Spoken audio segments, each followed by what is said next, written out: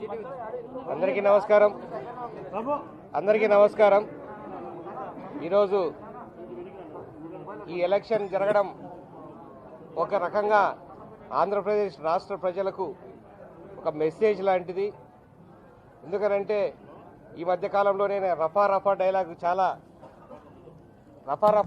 అనేది చాలా బాగా వినిపించింది. నరుకుతాం ఇంకా చేస్తామని అంటే ప్రజలు బుద్ధి చెప్పిన తర్వాత కూడా రఫా నరకాలన్న ఆలోచనతో వైసీపీ ప్రభుత్వం ఉందని చెప్పేసి వాళ్ళ నాయకుడే డైరెక్ట్గా చెప్పడం జరిగింది. కానీ రఫా అనేది చాలా రకాలుగా చేయొచ్చు.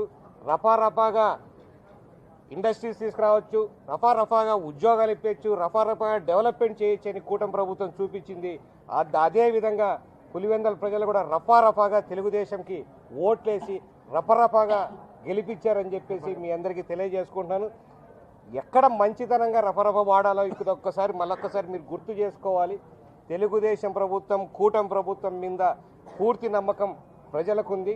దానికి నిదర్శనం ఈరోజు గెలుపు.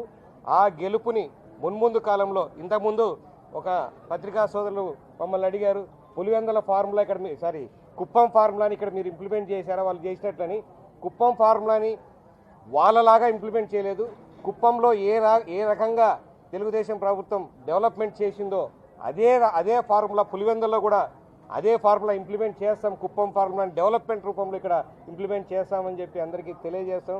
మరొక్కసారి ఈ ఎలక్షన్కి సహకరించినటువంటి మీడియా మిత్రులందరికీ, తెలుగుదేశం కార్యకర్తలందరికీ, ప్రతి ఒక్కరూ కష్టపడిన వాళ్ళందరికీ ధన్యవాదాలు తెలియజేసి, ఎందుకంటే నేను కూడా కొంచెం యాక్టివ్గా పార్టిసిపేట్ చేసినాను. నాతో పాటు తిరిగిన ప్రజలందరికీ కూడా